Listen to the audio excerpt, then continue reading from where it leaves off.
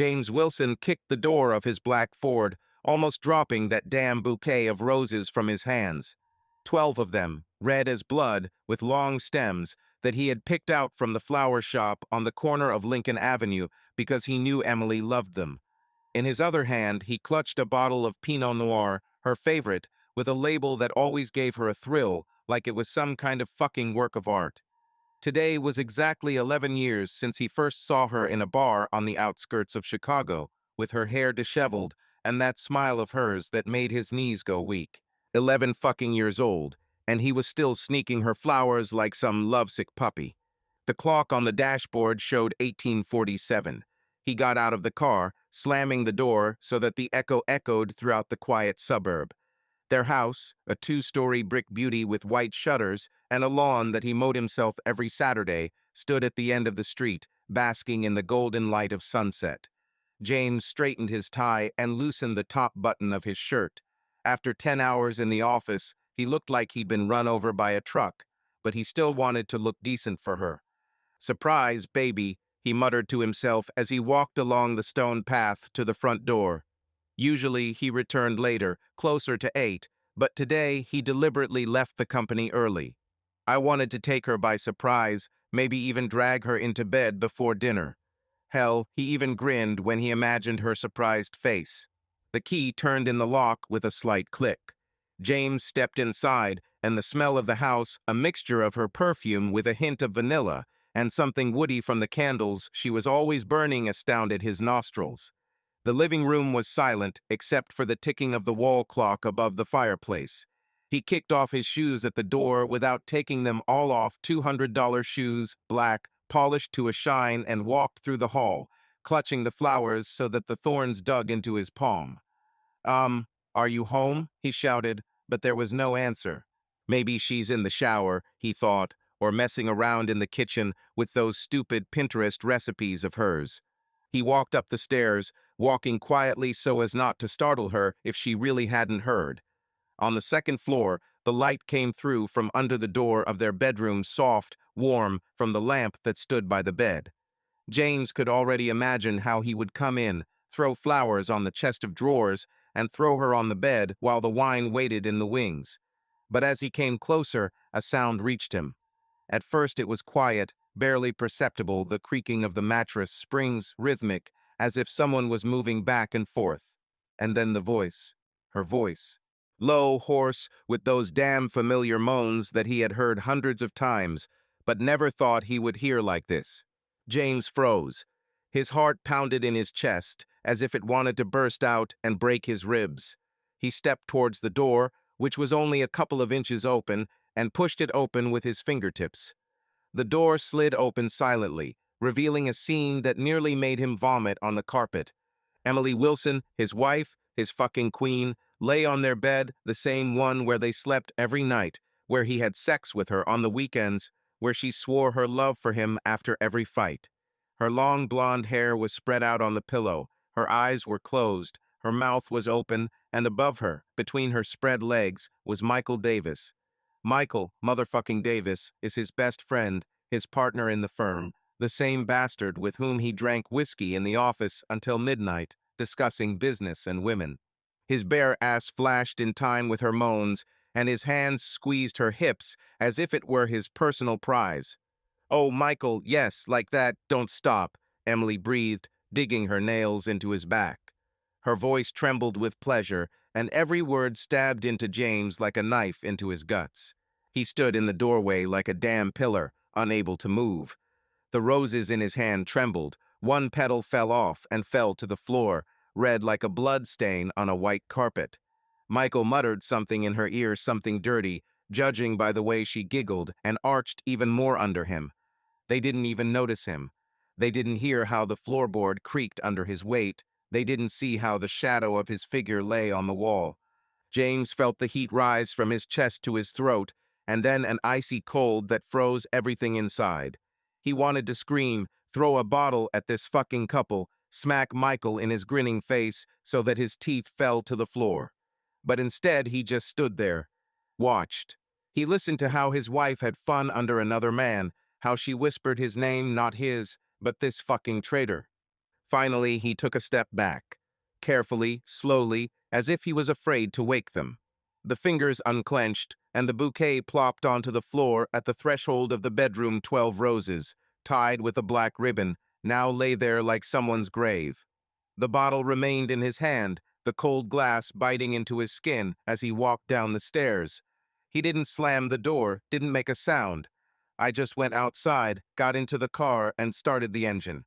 Emily was still moaning somewhere up there, giving herself to Michael as James pulled out of the driveway. She didn't know he was there. I didn't know what he saw, and she certainly didn't know that this bouquet would be the last thing he gave her. James Wilson was born in a dusty hole called Clarion, Iowa, where the only sounds in the morning were the mooing of cows and the creaking of a rusty weather vane on a barn.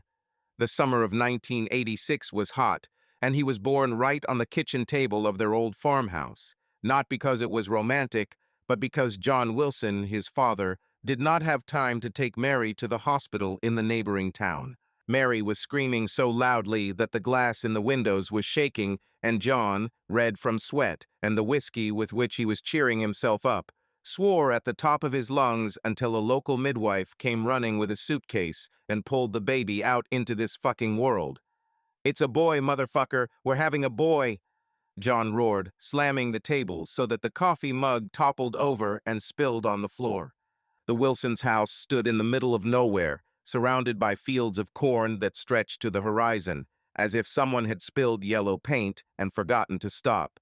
The wooden walls were peeling from the wind and sun, the roof naked every spring, and the inside always smelled of manure and cheap tobacco, which John rolled himself while sitting on the porch in the evenings. James grew up amid this crap, a barefoot kid with freckles and skinny arms that he hated because they couldn't even lift a full basket of grain. His father called him wimpy and laughed when he stumbled over bumps while fetching water from the well. "What are you, a wench? Move your ass, Jamie," John yelled, puffing on his stinking cigarette. Mary was different. Thin, with faded blonde hair, which she pinned up with rusty hairpins, she spent all day fiddling around in the kitchen or in the garden, trying to grow at least something edible on this damned land. Her hands were calloused, and her eyes were always red from the tears that she hid while kneading dough or peeling potatoes. She loved James, but she didn't know how to show it. Instead of hugs, she would give him a bowl of porridge or an old shirt darned at the knee. "Work, son, and you'll get out of here," she said quietly when John fell asleep in his rocking chair, drunk as hell after another bottle of moonshine. When James turned 7, Sarah was born. Mary was screaming again on the same table, and John was swearing again, but this time he was more sober and even managed to bring the same old midwife. Sarah came out small, with a thin squeak instead of a scream, and James immediately hated her for taking his mother away from him. Mary was now rocking her in her arms, singing some stupid songs, and all he could hear was shouts. "Don't make any noise, James, you'll wake up your sister." But after a couple of years, he got used to it. Sarah followed him around like a puppy, with those huge gray eyes of hers and that mass of dark curls that always got in her face. They climbed through the hayloft together, chased chickens, and threw stones at an old tin can until John yelled that he would kill them for misbehaving. Life on the farm was shitty, but predictable. In the morning, milk the cows. In the afternoon, carry hay or clean the barn. In the evening, eat overcooked potatoes with a piece of corned beef, if you're lucky. James hated this smell of manure that ate into his skin, these calluses on his hands, this endless dirt under his nails. But most of all, he hated his father. John was as strong as a bull, with broad shoulders and fists that could bring down a horse. He yelled at everyone, hit Mary if dinner wasn't ready, and kicked James for every little thing spilling milk, dropping a pitchfork, digging with wood for too long. "You're worthless, boy, just like your mother," he growled, and James clenched his teeth, dreaming of one day punching him so hard that he would choke on his own blood. School became his salvation. Small, with peeling paint and desks scratched by generations of the same farm children, it stood 3 miles from home. James walked there, even in the rain, with a backpack that Mary sewed for him from an old bag. The teacher, Miss Hart, an old maid with gray curls, noticed that he was not stupid, like most of the locals. He devoured the books she gave him, from To Kill a Mockingbird to some tattered history books, and by the time he was 10 he knew he didn't want to rot on that farm like John. "You're smart, James Wilson," Miss Hart said one day, looking at him over her glasses. "Get out of here while you can." And he decided that he would get out. Whether on his knees or crawling, he will leave this hell. Sarah grew up differently. Wild as a weed, she hated school and anything that smacked of rules.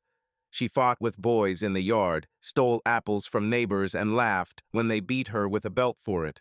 James sometimes defended her, sometimes he yelled at her, but deep down he loved this little devil. They were a team against John, against this damn farm, against everything that tried to break them. But at 16, Sarah broke down on her own. It all started with another quarrel. John got drunk after selling the cow for half price and came at Mary with his fists. Sarah, no longer a small girl, but a skinny girl with a sharp tongue, climbed between them. "You drunken pig, leave her!" she screamed, and John slapped her so hard that she fell to the floor, holding her cheek. James, who was 19 at the time, stood in the corner, clenching his fists, but didn't move. He was too used to this shit. And Sarah stood up, wiped the blood from her lip, and looked at everyone with such hatred that it gave James a chill. "I'm leaving," she spat, and Mary began to cry, grabbing her hand. "Where are you, you fool, looking at night?" The mother shouted, but Sarah broke free, grabbed her backpack, and slammed the door so that the hinges cracked. James ran after her. I caught up with her by the road, where she stood with her head raised to the sky, as if there was her ticket out of here. "Sarah, come back, he'll cool down," he said, grabbing her shoulder. She twitched as if scalded. "I'm not going back to this shithole. And neither should you. Leave, James, or you'll rot with them." She went into the darkness. Her curls flashed in the light of the moon, and he did not see her again. The next day he looked for her all over Clarion, asked neighbors, even Miss Hart, but Sarah disappeared like smoke. Mary then cried for a week, and John just spat and said, "One less parasite." James was left alone. He was 19 and knew that the farm was not his life. He saved money by working part-time in a local store, and 2 years later he left for Chicago with one suitcase and $100 in his pocket. Left behind John, Mary, that damn corn, and the emptiness where Sarah should have been. But deep down he still heard her words, "Leave or you will rot." And he left. Emily Jones was born in the tidy maternity ward of a hospital in the Chicago suburb of Evanston on a bright morning in April 1988. Her father, Robert Jones, a famous orthopedic surgeon with golden hands and an even golden bank account, stood at the window of the room, looking at his newborn daughter with pride, like a general in his army.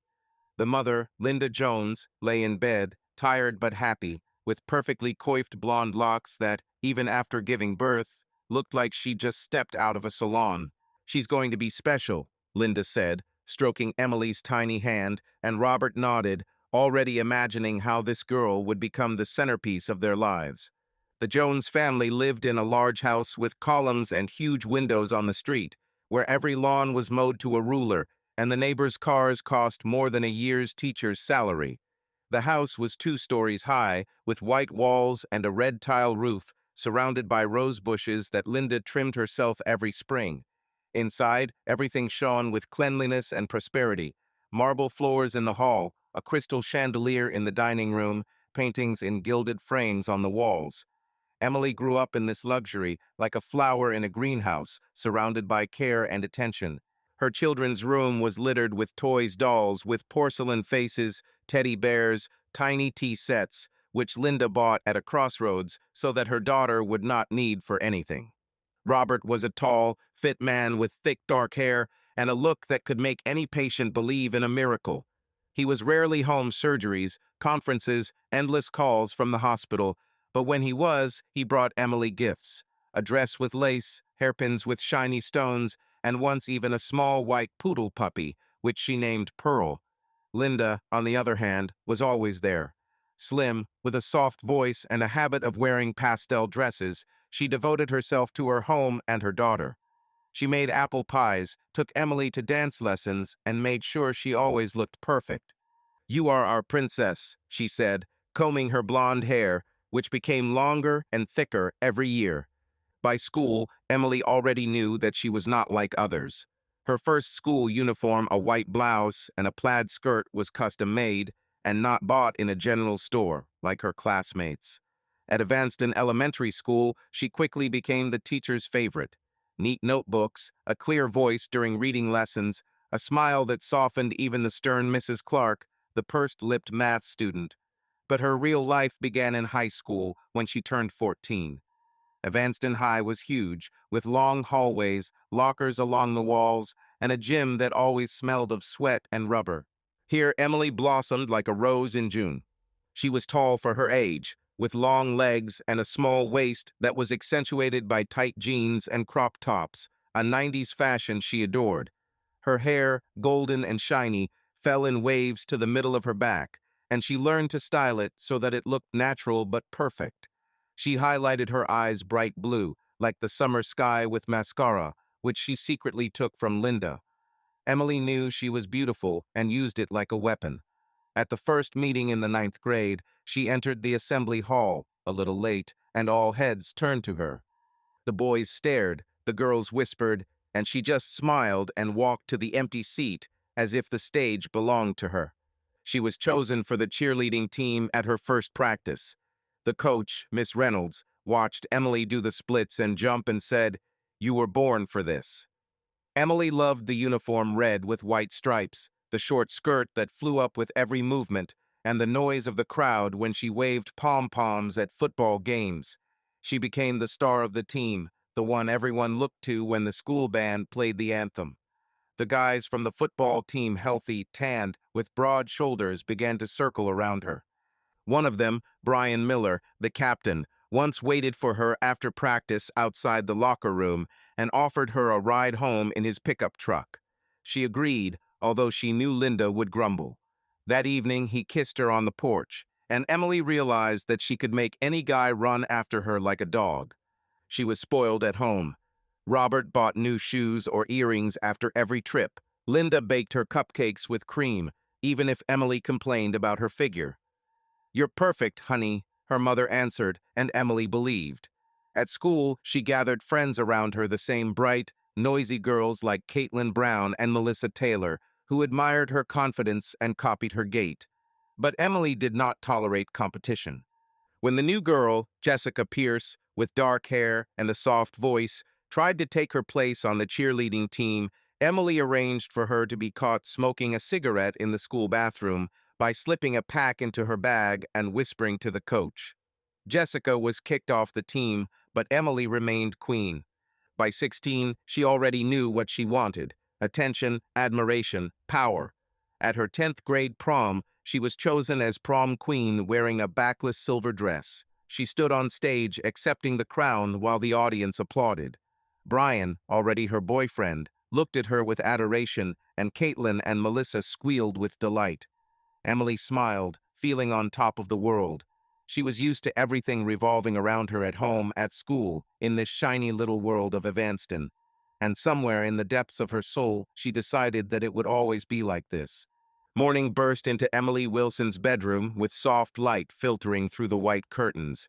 She woke up late, around 10, with a slight heaviness in her head. Yesterday's wine, which she and Michael drank after, had left its mark.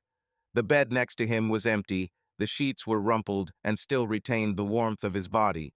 She stretched, feeling a pleasant ache in her muscles, and smiled, remembering how he held her close, whispering something in her ear. Michael left early as usual, throwing out a casual "see you" before slipping out the back door. Emily didn't mind, it was easier, safer. James rarely returned home before 8, absorbed in his work at the firm, and this gave her freedom. She stood up, throwing on an ivory silk robe that glided softly over her skin. Her hair, still disheveled from the night, fell over her shoulders, and she ran her hand through it, lazily planning to take a shower. The kitchen awaited her: downstairs, white marble countertops, a coffee machine that cost more than some earned in a month, and the silence of a large house.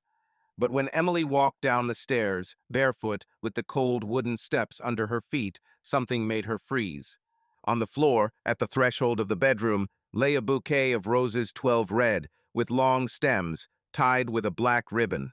They were slightly crushed, as if they had been thrown in a hurry, and one petal came off, standing out like a scarlet spot on the light carpet. Emily frowned. She didn't remember Michael bringing flowers. He wasn't the type to bother with such things at all. His gifts were different. Quick glances, greedy hands, a stolen watch in her bed. Then where does it come from? She came closer, bent down, and picked up the bouquet. The thorns pricked her fingers, but she barely noticed. A thought swirled in her head, vague at first, and then more and more clear, like a cold wind that chilled her to the bones. James. He loved to give her roses, always red, always a dozen. And yesterday. Yesterday was the anniversary of their first meeting. 11 years old. She remembered how he once laughed as he said he was almost late for their first date because he was looking for the perfect bouquet. My heart beat faster. Emily looked around as if expecting to see him here in the hall, with that calm smile and tired eyes. But the house was empty. She rushed to the front door, opened it. The driveway was empty. His Ford was not parked in its usual place. Maybe he left flowers yesterday before leaving for work? No, it didn't add up. He always presented them personally, with some stupid comment like, "For my queen." And these were just lying there, abandoned like garbage. And suddenly she understood. He could be here, could see. Emily squeezed the bouquet until the stems crunched and ran back to the bedroom. She grabbed the phone from the nightstand, the white iPhone James had given her for her last birthday, and with trembling fingers dialed Michael's number. The beeps went on endlessly, each one seeming to hit her nerves. He finally answered, his voice low, slightly annoyed. What happened? Did you leave flowers? She blurted out without saying hello. The silence on the other end of the line stretched out, and she heard him clear his throat, as if trying to buy time. What flowers? What are you talking about? His tone was cold, almost indifferent, and it cut her more than she expected. Red roses. They were lying near the bedroom. Michael, tell me, isn't that you? Her voice broke on the last word, and she bit her lip to keep panic from escaping. No, Emily, I don't carry flowers around your house. It's probably your hubby who decided to pamper you. There was a hint of mockery in his words, and she imagined him sitting in his office, leaning back in his chair with that grin of his. Relax, everything is fine. What if he was here? If he saw? She walked around the room, clutching the phone until her knuckles turned white. Michael, this is not a joke. You left out the back door, but what if he? Listen, he interrupted, and there was a sharpness in his voice. I don't know what you were up to, but I don't have time right now. I have a meeting in 5 minutes. If James saw something, he would have made a scene for you by now, right? So calm down and don't call me for trifles. The connection was cut off, leaving her with beeps in her ear. Emily stared at the screen, feeling her stomach tighten. He hung up. He just took it and threw it away as if she were some kind of hysterical woman, and not a woman who would risk everything for him. She threw the phone on the bed and sank to the floor, still holding the bouquet. Her gaze darted around the room to the crumpled sheets, to the glass with the remains of wine on the nightstand, to the mirror where she was reflected, pale and disheveled. If James was here, if he saw her and Michael. She tried to remember last night, the sounds, the footsteps, anything but the memory was clouded by the wine and his hands on her body. Meanwhile, James Wilson sat in a cramped office on the outskirts of Chicago, a few miles from their home. The room smelled of old paper and coffee, the walls were covered with faded certificates, and at the table opposite him sat a man in a wrinkled shirt, Tom Crawford, a private detective. His stubble-covered face looked like he hadn't slept in a couple of days, but his eyes were sharp, tenacious. On the table lay a pack of cigarettes and a cup of black coffee from which steam rose. So you want me to delve into your wife's life? Tom leaned back in his chair, tapping his fingers on the table. It's not cheap, Wilson, and not quickly. James nodded, his face stony, but his hands clenched on his knees betrayed his tension. He could still feel the cold glass of the bottle of wine he was clutching, and the smell of roses, which now seemed sickening to him. I need to know everything, he said quietly but firmly. Who, where, for how long. Every detail.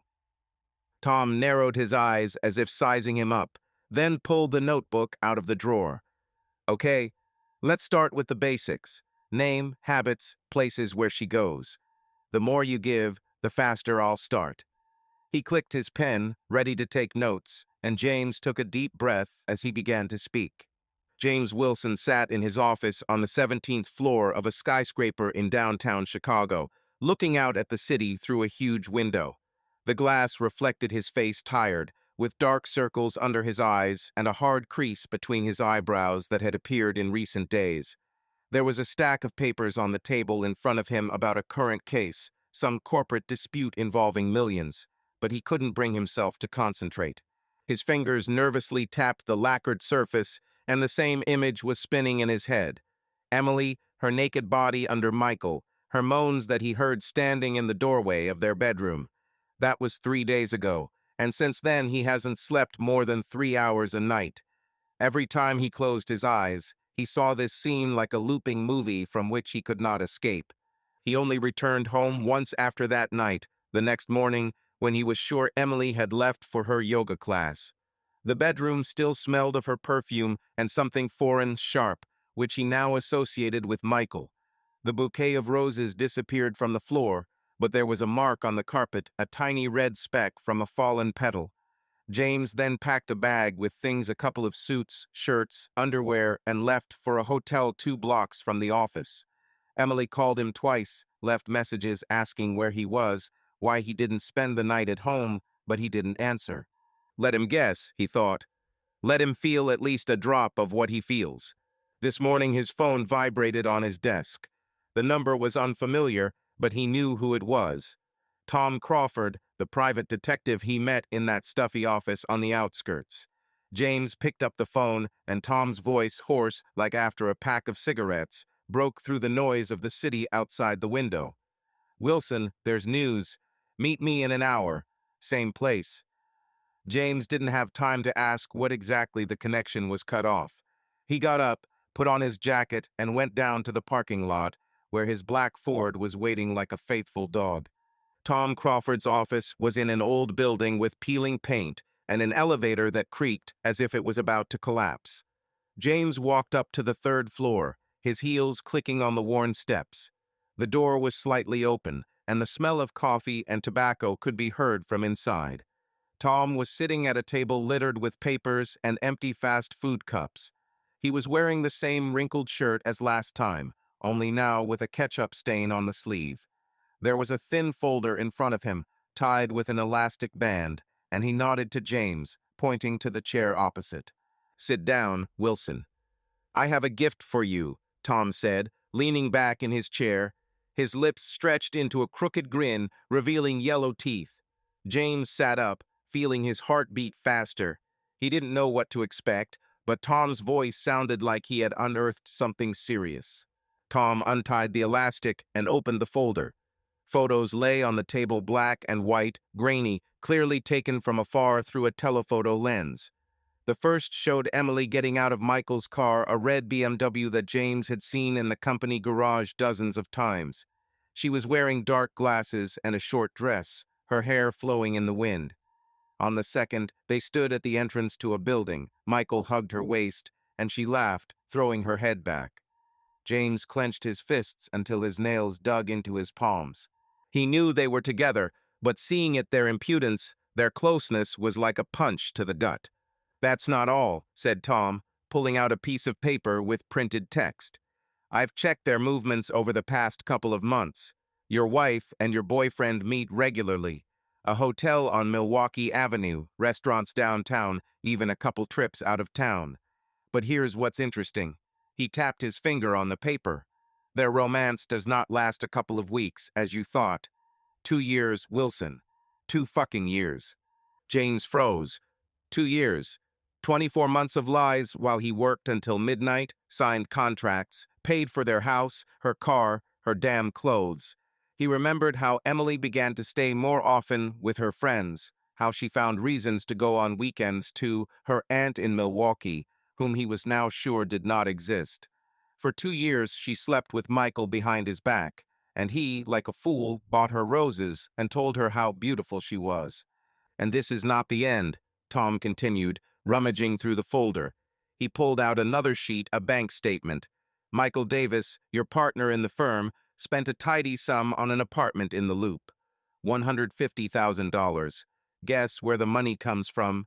Tom paused, looking at James with narrowed eyes. From your company, buddy. He siphoned them off through a fake account disguised as consulting expenses. The apartment is registered to a fictitious person, but I saw Emily go there. She even has a key. James felt the blood rush to his face and then drain away, leaving him cold. Apartment. They didn't just meet in hotels or at his house, they had their own nest, paid for with his money. He pictured them there, Michael lounging on the sofa, Emily pouring wine into glasses, laughing at what an idiot James was. His hands shook, and he hid them under the table so Tom wouldn't notice. You are sure? James' voice was hoarse, as if he hadn't spoken for several hours.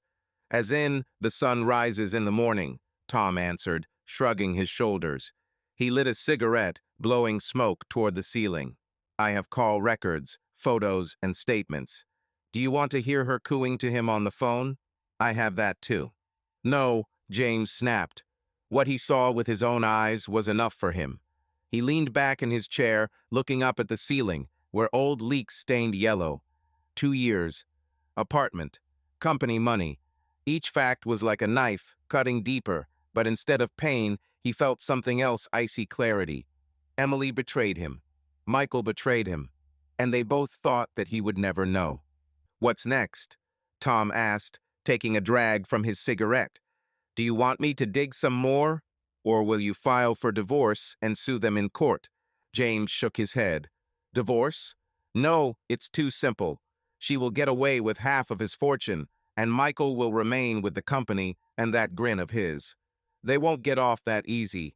He looked at the photographs, at her smile, at his hand on her waist, and something dark, cold, hard grew inside him. He won't let them leave. He will destroy them slowly, methodically, so that they will regret that they were even born. Dig further, he said finally, standing up. I need everything. Every step, every dollar, every breath they take. He threw a wad of band notes on the table, the advance they had agreed upon, and went to the door. Tom nodded, putting out his cigarette in the overflowing ashtray. It will be done, he called after him, but James was no longer listening. He went down to the street, got into the car, and squeezed the steering wheel until his knuckles turned white. They will pay, he thought. Both. James Wilson sat in his hotel room, looking out at the rain that beat on the window and blurred the lights of Chicago into hazy patches. The dim lamp on the nightstand cast a yellow light on his face, emphasizing the sharp lines of his cheekbones and the shadows under his eyes. He hadn't slept for the second night since Tom Crawford had told him the truth about Emily and Michael. He twirled a glass of whiskey in his hands cheap, from the minibar, but didn't drink, just watched the liquid sway, as if trying to find answers in it. His thoughts flew back to those times when everything was simpler, when he did not yet know what betrayal was. Back in the days when he first met Michael Davis. It was the fall of 2008, in a classroom at Northwestern University Law School. James was 22 at the time, having just arrived in Chicago with a suitcase full of dreams and a scholarship he had won through brains and stubbornness. He sat in the third row, wearing an old shirt with rolled-up sleeves and faded jeans that he bought back in Iowa for $10. In front of him lay a tattered textbook on contracts, covered in notes, and a cheap pen, which he chewed when he was nervous. The audience was buzzing, the voices of students, the rustling of papers, the creaking of chairs. Everyone around him seemed alien to him, children of rich parents with expensive watches and the confidence that comes with money. James felt like an outsider, a farm boy who had wandered into their world by accident. The door swung open, and he, Michael Davis, entered the audience. James still remembered what he looked like that day, tall, with broad shoulders, wearing a black leather jacket over a white shirt, unbuttoned at the top button. His dark hair was slightly disheveled, as if he had just climbed out of a sports car, and he had a smirk on his face that said, I know you're all looking at me.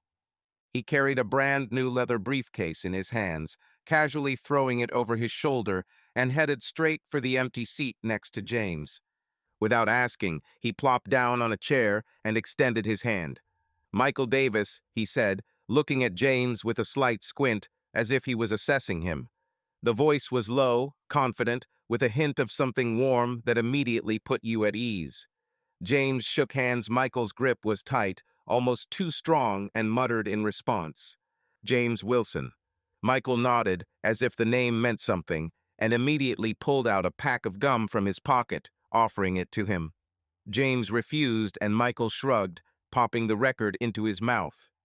"You're not from around here, are you?" he asked, while the professor droned on about precedents at the blackboard. James tensed his accent. A slight hint of Iowa gave him away, but nodded. "Clarion. Small town. And you?" "Chicago, born and raised," Michael answered, grinning wider.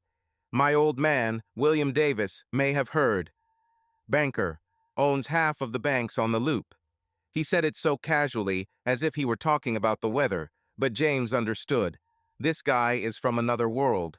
The son of a banker, with money, connections, with a life that he, the son of farmers, could only dream of.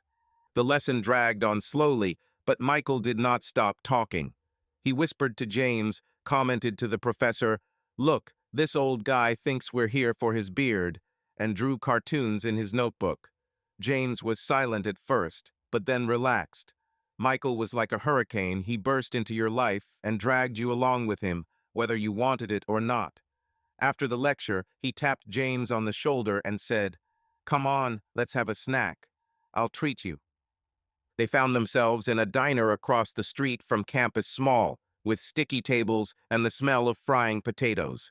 Michael ordered burgers and beer, although James tried to argue that he didn't have any extra money. "Forget it, it's on me." Michael waved it off, and James didn't argue. While they ate, Michael talked about himself, how he grew up in a huge house in the North Shore, how his father forced him to study so as not to disgrace the family, how he ran away from home to parties and returned in the morning. James listened, fascinated by this lightness, this confidence. He himself told a little about the farm, about John and Mary, about how he saved for his studies. Michael didn't laugh, as he feared, but nodded. "You made your way here on your own. That's cool, man." From that day on, they became inseparable. Michael was like a magnet. He attracted people with his charm, his jokes, his manner of speaking as if everything in the world belonged to him. He took James to parties in expensive bars where he would never go alone, introduced him to girls from rich families who had long legs and empty heads. James, with his quiet voice and habit of thinking before speaking, was the complete opposite, but Michael seemed to appreciate it. "You are my anchor, Wilson," he said, clapping him on the back after another drinking session. "Without you, I would already be lying in a ditch somewhere." They studied together, crammed in laws until midnight in the library, and shared notes. Michael was lazy, but damn smart. He could get through an exam with charisma alone, even if he didn't open the textbook. James worked like hell, knowing that he had no room for error. But Michael was always there, throwing up ideas, throwing in money for coffee, pulling him along with him. One day, in their second year, they got drunk in a bar after taking another exam, and Michael, drunk, put his arm around his shoulders. "You're like a brother, James," he said, looking into his eyes. "We are with you until the end, understand?" James nodded, feeling warmth in his chest. He believed. For the first time in a long time, he felt like he had someone who cared about him. The years in law school flew by quickly. They graduated in 2011, both with diplomas and plans for the future. Michael immediately got a place in the company thanks to his father's connections, and James was trying to get through on his own. But Michael helped him. He put in a good word and pulled him out for an interview. They began working together, first as junior lawyers, then as partners, building their little empire. Michael was the face of the company's smile, handshakes, ability to talk any client down. James was the brains, the paperwork, the strategies, the endless hours at the desk. They complemented each other like two sides of a coin. Sitting in the hotel, James finished the whiskey in one gulp, feeling it burn his throat. He remembered that night in the bar, those words, like a brother. He trusted Michael more than anyone back then, more than your family, more than yourself. And now this brother slept with his wife, trampled him into the dirt, and laughed at him behind his back. James squeezed the glass until it almost cracked and placed it on the table. Friendship worth $1 million, he thought, and every penny now burned in his chest like acid. James Wilson turned the key in the lock of his house. It was about 6 in the evening. The sun was already setting towards the horizon, filling the street with orange light. After the night he found her with Michael, he couldn't bring himself to spend the night here, but he wasn't going to tell her the truth yet. Let him think that he is just busy with work, as always. The door opened with a slight creak, and a familiar scent filled his nostrils, her floral perfume mixed with the scent of the candles she liked to light in the living room. James gritted his teeth, kicking off his shoes at the threshold. The silence of the house seemed deceptive, almost alive, as if the walls knew what he had seen and were waiting for his next move. He walked through the hall, glancing at the kitchen. It was clean. There was no sign of last night's dinner. Only the coffee machine stood in its place, shiny and cold. Climbing the stairs, he was about to turn into the office when he heard rustling from the bedroom. The heart skipped a beat. He froze, gripping the railing so that the wood creaked under his fingers. Is she really at home? Or worse, is Michael here again, in his bed, in his house? James stepped towards the bedroom door, each step echoing with a dull knock in his chest. The door was slightly open, and through the crack he saw her. Emily was standing by the closet in black leggings and a white t-shirt, with her hair tied up in a messy bun. She was rummaging through her drawer, pulling out a sweater, and didn't notice it. James exhaled, but the relief quickly gave way to something heavy and bitter. She looked so ordinary. It was as if nothing had happened. It was as if that night had never happened, those groans, that scene that now lived in his head like a parasite. James? Her voice came unexpectedly, and he realized that he had been standing in the doorway for too long. Emily turned, her blue eyes widening in surprise, but then softening into a smile. Are you home? I didn't hear you come in. He nodded, forcing himself to relax his face. Mask, James, he said to himself mentally. Keep her in place. I'm just getting things, he answered, his voice coming out a little hoarse, but evenly. Work has been running late, so I decided to drop by. Emily walked up to him, throwing her sweater on the bed. Her steps were light, almost dancing, and he noticed how she straightened her hair, as if she wanted to look better. You've been completely lost these last few days, she said, stopping a couple of steps away from him. I called and wrote. Everything is fine? James looked at her smooth skin, at the small scar above her eyebrow that she hated, at the lips that he had kissed 1,000 times, and everything he saw was ruined. These lips whispered Michael's name, these arms hugged him. He swallowed, resisting the urge to grab her shoulders and shake out the truth. Instead, he shrugged. Yes, it's just a mess at the company. Big deal. You know how it goes.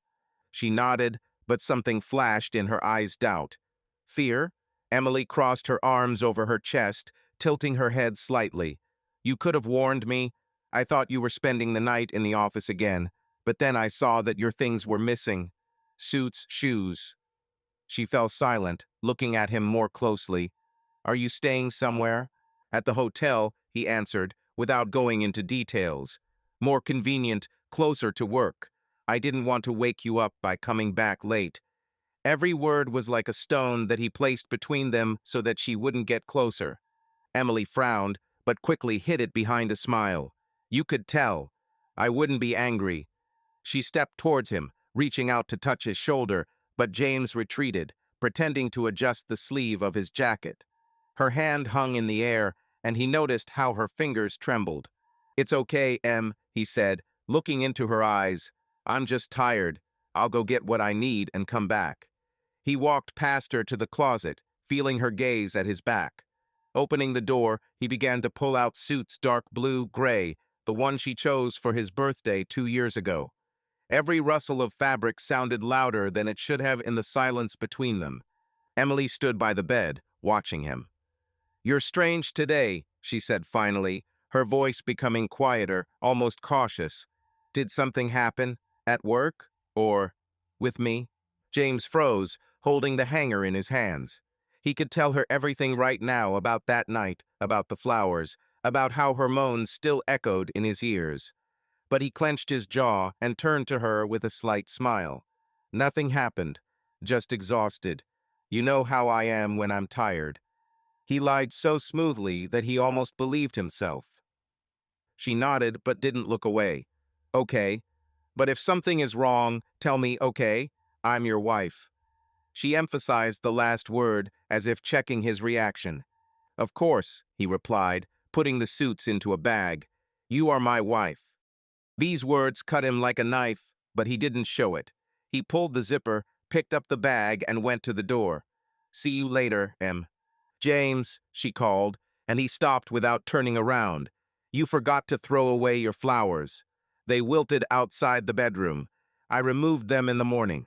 He turned slowly, looking at her. Her face was calm, but there was a shadow in her eyes. Did she know he was there? Or were you just checking? Thank you, he said dryly. I didn't want them to go to waste. And he left, leaving her standing in the middle of the room. When he got into the car, his hands were shaking. The mask held on, but cracks had already appeared. She suspects something, he thought as he started the engine. But let him play his role for now. He will play on his own. James Wilson sat in his Ford parked on the side of a narrow street in an industrial area of Chicago. The rain drummed on the roof, leaving muddy streaks on the windshield, and the headlights of passing cars cast glare on his face. He had been waiting for Tom Crawford for 15 minutes, and his patience was beginning to crack at the seams. After their last meeting, the one where he learned about Emily and Michael's 2-year romance, and about the apartment bought with the company's money, James lived in some strange half-asleep. The days dragged on like rubber, filled with work, and the nights with whiskey and thoughts of how deeply he had been betrayed. But today Tom called again, and his voice on the phone sounded as if he had unearthed something that would either make James' heart stop or the plan in his head finally take shape. The headlights caught a figure in a long cloak walking across the road. Tom Crawford, hunched over in the rain, opened the passenger door and plopped down in the seat, shaking water from his hair. In his hands he clutched a worn folder, already familiar to James, only now it looked thicker. The car was filled with the smell of wet clothes and cigarette smoke, which trailed behind Tom like a trail. You kept me waiting, James said without looking at him. His voice was even, but his fingers gripping the steering wheel betrayed his tension. Rain, traffic jams, all this crap, Tom muttered, throwing the folder into James's lap. But it's worth it, Wilson. Open it, you'll like it. James took the folder, feeling its wet weight. He untied the elastic and pulled out a stack of papers and photographs, illuminated by the dim light of the salon. The first thing that caught my eye was a photograph of Michael. He stood at the entrance to the bar, hugging a woman around the waist. But it wasn't Emily. She had dark hair, cut short, and a thinner figure than his wife. She laughed, throwing her head back, and Michael looked at her with the same smirk that James had seen hundreds of times, confident, almost possessive. Who is this? James asked, looking up at Tom. His voice trembled, but he immediately pulled himself together. Tom took a cigarette out of the pack, but didn't light it, just twirled it in his fingers. Sarah Johnson, 28 years old, secretary at your company. Been working under your friend Michael for a year now. And apparently, he doesn't only type at his desk. James stared at the photo. Sarah Johnson. He vaguely remembered her. He saw her a couple of times in the office when he visited Michael. Thin, with sharp cheekbones, always in strict skirts, and with folders in her hands. She seemed invisible, one of those who disappears into the bustle of the company. And now here she is, in Michael's arms, with that smile, as if the whole world is at her feet. James felt something click inside him, like a mechanism that had long been waiting in the wings. How long ago? He asked, looking through the photographs. In one, Sarah and Michael were kissing in a car. In another, they were sitting in a cafe, too close for colleagues. 6 months, maybe 7, Tom answered, shrugging his shoulders. I checked her calls, messages, even her bank account. Michael transfers money to her small amounts, but regularly. Gifts, dinners, all that romance. And at the same time, he continues to play with your Emily. The guy clearly isn't wasting any time. James squeezed the photo until the paper crumpled. 2 years with Emily, 6 months with Sarah. Michael, it turns out, is not just a traitor, he is also a greedy bastard who cannot be satisfied with one thing. James imagined him laughing at him in the office, telling his jokes to clients, and then running to one mistress, then to another, while he, James, worked to keep their company afloat. Bile rose in his throat, but he swallowed it, forcing himself to breathe evenly. "Do they know about each other?" he asked, looking at Tom. He shook his head. "Don't think. Emily has never crossed paths with Sarah outside of the office, and Sarah doesn't seem to be aware that she's not the only one. Michael plays well, keeps them at a distance. Smart son of a bitch." James leaned back in his seat, looking at the ceiling of the car. The rain fell louder and louder, drowning out the noise of the city. Sarah Johnson, second lover. It was like a gift of fate, a crack in Michael's ideal life that he himself did not notice. James felt the corners of his lips twitch into a weak, cold smile. If Emily found out that she wasn't the only one, that her special one, Michael, was sharing his time and money with someone else, it would crush her. And Michael, he will lose control, begin to rush around, make mistakes. And James will be there to finish them both off. "Where does she go?" he asked, returning the pictures to the folder. "Sarah, I need to know her habits." Tom pulled the notebook out of his inner coat pocket, flipping through the scribbled pages. Office, of course. Lives in a small apartment in the north of the city, rents. In the evenings he goes to the Riverside bar. It's a couple of blocks from the company. He loves cocktails and jazz, judging by how often he hangs out there. Sometimes Michael picks her up after work, but more often she is alone or with her friends. James nodded, remembering. Riverside. He'd been there a couple of times with Michael, a cramped place with wooden tables and live music that served decent bourbon. Sarah, then, loves jazz, and Emily loves the company's corporate parties, noisy, with champagne and a bunch of familiar faces. And then it dawned on him. Collision. If he arranges for them to cross paths, Emily and Sarah, in the same place, at the same time, then Michael's whole game will collapse on its own. Emily is not one to silently swallow humiliation, and Sarah, who knows how she will react, but that is no longer his concern. "Take me another photo," he said, starting the engine. "Sarah at the bar, with Michael, without him, whatever you can, and the schedule of her trips there. I want to know when she is there." Tom narrowed his eyes, but nodded. "It will be done. Are you up to something, Wilson?" James didn't answer. He looked at the road, where the rain turned the asphalt into a black mirror. A plan was already forming in his head, simple, but accurate, like a shot. Sarah Johnson will be his trump card. He uses it to hit Emily, and through it, Michael. Let them know what it's like to have your life falling apart at the seams. He squeezed the clutch and drove off, leaving Tom in the rain with his cigarettes and questions. The car jerked forward, and James felt something hard and sharp begin to grow inside him. This was not just revenge, it was a war, and he just started playing. The dark hall of the Lakeview restaurant was buzzing with voices, the clinking of glasses and muffled laughter that spread through the air like expensive perfume. The light from crystal chandeliers reflected on the polished parquet floors, and waiters in black vests gilded among guests, carrying trays of champagne and tiny canapes.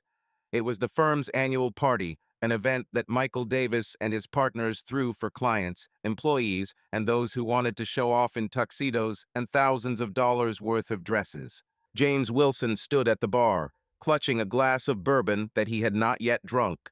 His gaze scanned the crowd, picking out familiar faces, lawyers, accountants, clients with fat accounts, but he was looking for only two, Emily and Sarah.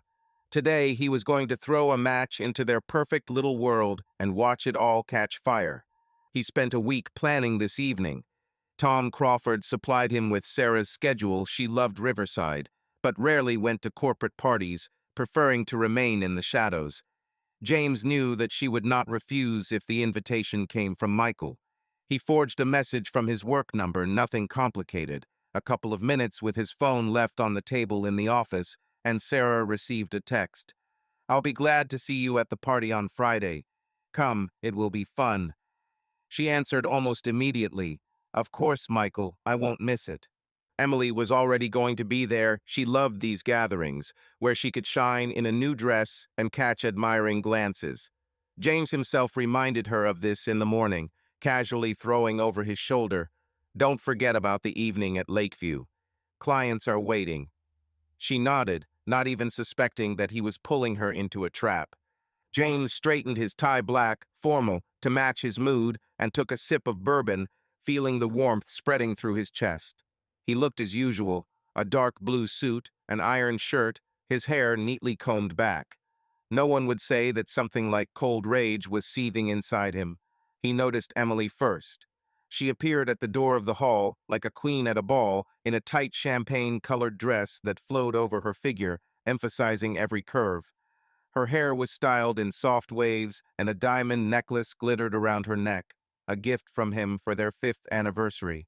She smiled as she greeted her colleagues, and James felt his fingers tighten around the glass. Beautiful, deceitful, and soon broken. Sarah came in about 10 minutes later, and James almost missed her.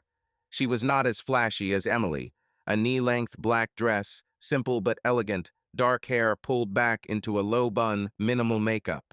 She looked nervous as she looked around until she spotted Michael at the far end of the hall. He stood with a group of clients, wearing his usual tuxedo, glass in hand, and that grin that could melt the ice. Sarah walked towards him and James followed, keeping his distance. He needed to push things forward, but quietly. He walked over to the snack counter, where Emily was chatting with 2 of the customers' wives, giggling about some nonsense. James caught her eye and nodded, faking a small smile. Have you seen Michael?" One of the partners asked about him, he said, pretending that it was a random question.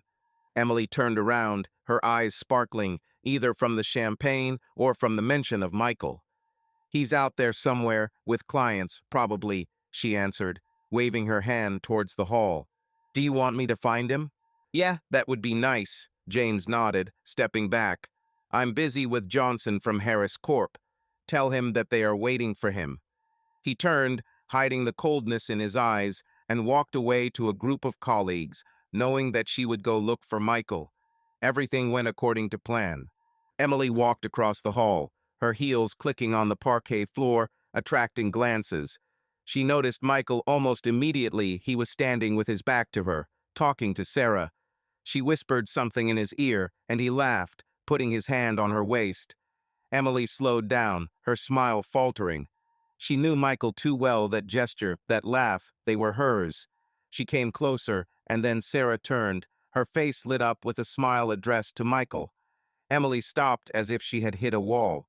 "Michael." Her voice was ringing, but with a hint of tension. He turned around, and for a second his grin disappeared, replaced by something like surprise. "Emily? What you?" "Who is this?" she interrupted, looking at Sarah. Her eyes narrowed, and the hand holding the glass trembled. Sarah frowned, taking a step back, but didn't leave. "This is Sarah," Michael said, quickly pulling himself together. He straightened up, his voice smooth as silk. "She works for us. Secretary. You probably saw her." "Secretary." Emily almost spat the word out, her gaze darting from his hand, still resting on Sarah's waist, to her face. "Is this how you shake hands with secretaries, or is this part of the job now?" The hall around them began to quiet down. People turned around and whispered, sensing a scandal. Michael removed his hand, but it was too late. Emily was already seething. "Are you serious, Michael? What is this, your new toy?" She stepped closer, her voice became louder. "How many of them do you have, huh? I thought we—" "Emily, that's enough," he snapped, his tone sharp as a blade. He looked around, noticing the glances, and took a step towards her, lowering his voice. "You're making a scene. Calm down." "Calm down," she laughed, but the laugh was bitter, almost hysterical. "You've been sleeping with me for 2 years, and now here she is. What is this, your plan? Keep us both on a leash? Sarah turned pale and her eyes widened. 2 years, she muttered, looking at Michael. You said that I was the only one, that this was serious. Michael clenched his jaw, his face darkening. The crowd around froze, some even stopped breathing. James watched from afar, leaning against the counter, his pulse pounding in his temples. It was better than he expected. Emily tore their masks herself, even without his help. You're both a mistake, Michael said, walking away from Sarah and looking at Emily with cold contempt. You, Em, especially, a past that I have long since outgrown. Stop creating a circus, go home. Emily froze, her face turning chalk white. The glass fell out of her hand and broke on the parquet floor. Champagne spilled across the floor. The past? She whispered, but he had already turned away, giving Sarah a quick talk later and walking off to the group of clients as if nothing had happened. Emily stood in the middle of the hall, alone, surrounded by whispers and glances. Her dress, her necklace, her perfect hairstyle, all of it now looked pathetic, like a costume on a doll that had been thrown away. Sarah walked towards the exit, giving her a look full of a mixture of anger and confusion. James finished his bourbon, feeling the warmth give way to icy satisfaction. The first crack has appeared. Now let him rush on. Emily Wilson stood at her bedroom window, looking out at the dark driveway where James Ford usually parked. The light from the street lamp reflected in the puddles left behind by the afternoon rain, casting a trembling glare on her face. She was still wearing the champagne dress she'd worn to the party at Lakeview, but now it hung on her like a crumpled rag, saturated with the smell of spilled wine and humiliation. Her hands trembled, clutching the windowsill, and fragments of what happened just a couple of hours ago were spinning in her head. Michael's words, "The past that I have outgrown," sounded in her ears like a broken record, and the glances of her colleagues, the whispers behind her, the clink of a broken glass still echoed in her chest. She lost everything she had built over the years in one moment, and now this moment was dragging her to the bottom. The party ended for her as soon as Michael turned away and walked away to the clients, leaving her standing in the middle of the room like discarded trash. She didn't remember how she got to the exit. Her legs themselves carried her through the crowd, past familiar faces that suddenly became strangers. Caitlin Brown, her friend from high school, turned away, pretending to straighten her dress. Jack Martin, one of the senior lawyers, cleared his throat and walked toward the bar to avoid meeting her gaze. Even the waiters seemed to look at her with pity as she looked for her purse and ran outside. In the car, while the taxi was taking her home, she sat, staring out the window, and felt like her ideal world was coming apart at the seams. The phone in the bag was silent, no calls, no messages. No one wrote to ask if everything was okay. No one wanted to get involved with a woman who was publicly called a past. The house was quiet, too quiet. James hasn't returned yet. He said in the morning that he would be in the office after the party, and she wasn't even surprised. In recent days, he had been cold and distant, but she chalked it up to work. Now, standing in the empty bedroom, she began to doubt. The bouquet of roses that she found on the doorstep resurfaced in her memory.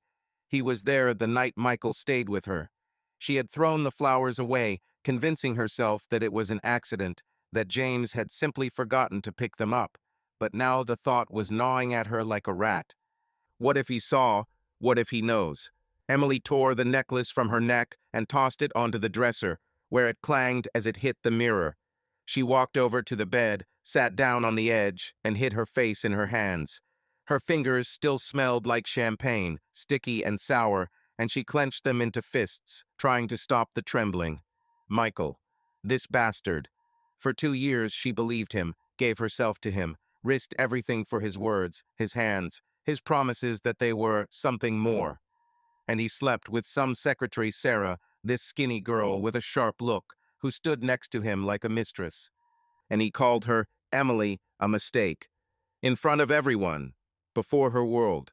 She stood up, walked to the closet, and pulled out a bottle of wine from her stash Pinot Noir, which she had hidden from James because he always grumbled that she drank too much. Opening it with trembling hands, she poured a full glass and drank half of it in one gulp, feeling the warmth spreading down her throat. She needed to drown out this noise in her head, this pain that burned her from the inside. But the wine did not help, it only intensified the taste of humiliation that remained after Michael's words. The headlights flickered across the window, and Emily flinched. She heard the car door slam, and the front door creaked. James, she put the glass on the nightstand, wiped her lips with the back of her hand, and quickly straightened her hair, trying to tidy herself up. He shouldn't see her like this, broken, confused. She can still fix everything, convince him that nothing bad happened. If he doesn't know about Michael, then he can still be saved. James entered the bedroom a couple of minutes later, his steps heavy and tired. He was wearing the same suit he had worn at the party, dark blue, with the jacket slightly rumpled, and his face looked exhausted but calm. Too calm. He glanced at her, then at the glass of wine, but said nothing. He simply nodded as if it were a normal evening. "You're early," Emily said, making her voice sound light. She stood up, crossing her arms over her chest to hide her trembling. "I thought you'd be late with clients." "I finished early," he replied, taking off his jacket and hanging it over the back of his chair. His movements were measured, almost mechanical. "How are you?" The party seemed noisy. Emily swallowed. He was there, saw her, but didn't come over. "Why?" She stepped towards him, trying to catch his eye. "Yes, it was. Fun. There are a lot of people. Everything is as usual. Where have you been? I hardly saw you." James shrugged, unbuttoning the top button of his shirt. "I spoke with Johnson from Harris Corp. Then I got stuck with the accountants. Nothing interesting." He finally looked at her, and there was not a shadow of suspicion in his eyes, only fatigue. Or was he just that good at pretending? She nodded, feeling her stomach tighten. She needed to say something, to see if he knew. "There was a small incident," she began carefully, looking at his reaction. "I had a little argument with Michael. It was stupid. Everyone went too far with champagne." James raised an eyebrow, but his face remained expressionless. "With Michael? Because of what?" His tone was even, almost indifferent, as if he really didn't care. Emily hesitated, fiddling with the hem of her dress. "Yes, nonsense, work issues. He was rude. I lost my temper. Everyone stared at me like I was stupid."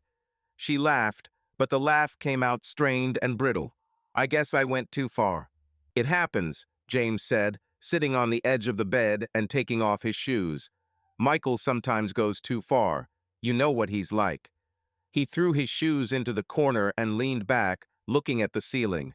"The main thing is that clients are happy. Nothing else matters." She looked at him, trying to figure out if he was faking it. He acted as if he had not noticed anything, as if he had not heard her screams, did not see how she stood in the middle of the hall, humiliated and crushed. But the longer he was silent, the more guilt gnawed at her. If he doesn't know, then she's still lying to him every day with every word. And if he knows... Emily clenched her fists, suppressing the urge to scream. "James," she said quietly, sitting down next to him. I didn't want it to turn out like this. You're not mad at me, are you?" He turned his head, looking at her with a slight smile. "For what? Because you had a fight with Michael. It's not my problem, Em." He stretched as if to get up, but she grabbed his arm. "No, I want you to know that I appreciate you. You're always there, even when I act stupid." Her voice trembled, her eyes shone with tears that she tried to hold back. James looked at her hand, then at her face. "You are my wife," he said simply, but there was no warmth in his voice, only a cold statement. "I'm always there." He gently released his hand and stood up, heading towards the closet. "I'll go take a shower. Long day." Emily remained seated, looking after him. His indifference cut her more than if he had shouted. She wiped away her tears, feeling guilt and fear mixing inside her like poison. "He doesn't know," she repeated to herself. But why then did it seem to her that he was looking at her as if she were a stranger? James Wilson sat at the desk in his home office, surrounded by silence, broken only by the quiet hum of his laptop. The light from the table lamp fell on his face, highlighting the sharp shadows under his eyes and the hard line of his compressed lips. On the table in front of him were printouts of bank statements, old letters, and a stack of documents he had collected over the past few days. This was his arsenal, invisible but deadly. After the party at Lakeview, he watched as Emily began to come apart at the seams, as her perfect mask showed its first serious crack. But this was not enough. Humiliation in front of colleagues is only the first blow. Now he was going to strike where she felt invulnerable, her reputation, her little holy world of charity. Emily had been running the Heart of Chicago Foundation for 3 years, a project she created to help kids from poor families, as she liked to say at every dinner with friends. James knew that this was more of her toy than a real mission. Luxurious gala evenings, photos in glossy magazines, praise from friends. But the fund brought in money donations from wealthy sponsors, whom she knew how to charm with her smile and beautiful speeches. And now this money has become his weapon. He opened his laptop and downloaded a file that he had received from a hacker he knew, a guy named Danny, whom he had met a couple of years ago on one of the company's cases. Danny was skinny, had greasy hair, and a nail-biting habit, but his fingers worked wonders with a code. For $1,000 and a promise not to ask questions, he hacked into the Foundation's server and gave James full access to financial records. James spent 2 days studying them. Transfers, bills, donations. Everything looked clean, too clean for an organization run by Emily, who didn't bother with the details. But among those perfect numbers, he found what he was looking for, an account associated with Michael's apartment in the Loop. Tom Crawford has already discovered that Michael bought this apartment with the company's money, disguising it as consulting services. But James decided to go further. He reached out to another contact, an accountant named Richard Kane, an old friend from law school, who agreed to help him fix the papers for a couple of hundred. Richard was bald, with a perpetually red face and a habit of sweating even when it was cold, but he knew how to make numbers tell any story. James handed him the data, fund statements, fake receipts, and a few emails he'd concocted himself on Emily's old laptop while she was in the shower a couple of weeks ago. The letters looked like she was giving instructions to transfer the fund's money to an account connected to Michael's apartment. Urgently transfer $50,000 to this account. It's for the project. One of them read, signed Emily Wilson, and her work email. Richard processed everything overnight, adding several false transactions to the fund report, small but noticeable if anyone started digging. The amounts went into the same account as Michael's firm's money, creating the illusion that Emily had been stealing from the fund for years to finance her secret life. James even slipped in a couple of checks with her signature, real ones, from last year's office expenses, twisting the dates and appointments. Everything looked perfect. Even he himself, a lawyer with 10 years of experience, would not have found holes in this scheme. The next step was to start a rumor. James knew how gossip worked in their circle. He called Lisa Marshall, a journalist from the Chicago Tribune whom he had once met at a charity dinner. Lisa was short, with a sharp nose and a habit of writing down everything that was said, even in casual conversation. He met her in a cafe on the corner, away from prying eyes, and under the guise of casual chat, dropped a hint. I heard that Heart of Chicago is having some financial problems. It's a shame if it's true Emily has put so much effort into it. Lisa's ears perked up like a hound, and 2 days later she called him with the question, James, do you know something? I have a source who talks about fraud. He pretended to be surprised, advised me to check the reports, and hung up. On Wednesday morning, 4 days after the party, the scandal broke out. James sat in his hotel, drinking coffee from a cheap mug and flipping through the latest issue of the Tribune on his tablet. The headline on the front page read, Charity Under Suspicion, Emily Wilson Linked to Embezzlement. The article was short but poisonous. An anonymous source reported dubious transfers amounting to more than $100,000 going into personal accounts. Emily's name was mentioned 3 times, along with the phrase, possible breach of trust. By lunchtime, the news was picked up by local TV stations. A report on WGN showed a photo of her from last year's gala, where she was smiling in a red dress, and a voiceover said, A woman known for her philanthropy is at the center of a financial scandal. James turned off the TV and leaned back in his chair, feeling cold satisfaction flow through his veins. He knew that Emily was now at home, alone, watching the same news and probably tearing her hair out. Her phone is most likely buzzing with calls, friends, sponsors, colleagues from the foundation, and everyone wants to know if this is true. He imagined her face pale, with red stains from tears, her perfect hair in disarray, her voice trembling as she tried to justify herself. This was just the beginning. In the evening, he decided to stop by home, ostensibly to get documents, but actually to see her. He parked at the house, entered through the back door, and heard her voice from the living room. She was talking on the phone, almost shouting, "It's a lie, Caitlin. I didn't take anything. It's some kind of mistake." Silence, then a sob. "You don't believe me? After everything." The phone slammed onto the table and Emily burst into tears. James stepped into the living room, pretending that he had just arrived. She was sitting on the sofa, wearing an old t-shirt and jeans, with smeared mascara under her eyes. Seeing him, she jumped up, wiping her face with her sleeve. "James, did you see?" Her voice was hoarse, broken. "They say I stole money from the fund." "This is not true." He nodded, placing his bag on the floor. "Saw. In the morning on the news. What's happening?" His tone was flat, slightly puzzled, as if he really didn't understand. "I don't know." She stepped towards him, grabbing his hand. "Someone framed me. These are some fake reports. I would never. You know how much I worked on this fund." Her eyes were shining with tears, and she clung to him like a life preserver. James looked down at her, feeling her fingers tremble. "Calm down, Em. If this is a mistake, we'll figure it out. Do you have a lawyer?" He gently released his hand, as if about to pour water, and walked towards the kitchen. "Not yet. I don't know where to start." She followed him, fiddling with the hem of her t-shirt. "James, do you believe me? Say you believe." He turned, holding the glass in his hands, and looked into her eyes. "You are my wife, Emily. Of course I believe you." The lie rolled off his tongue so easily that he was surprised. "We will find who did this." She nodded, wiping away tears, but there was something else in her gaze: fear, guilt, confusion. James turned away, hiding his cold smile. "The media have already begun their work.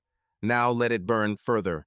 Emily Wilson stood at the kitchen window, looking out at the empty driveway where, just a week ago, her white Mercedes gleamed in the morning sun. Now the car was in the garage, covered with a thin layer of dust. It had not left the house since the scandal with the fund flared up in full force. The morning light made its way through the curtains, but it seemed gray and dull to her, as if the sun itself had decided to turn away from her.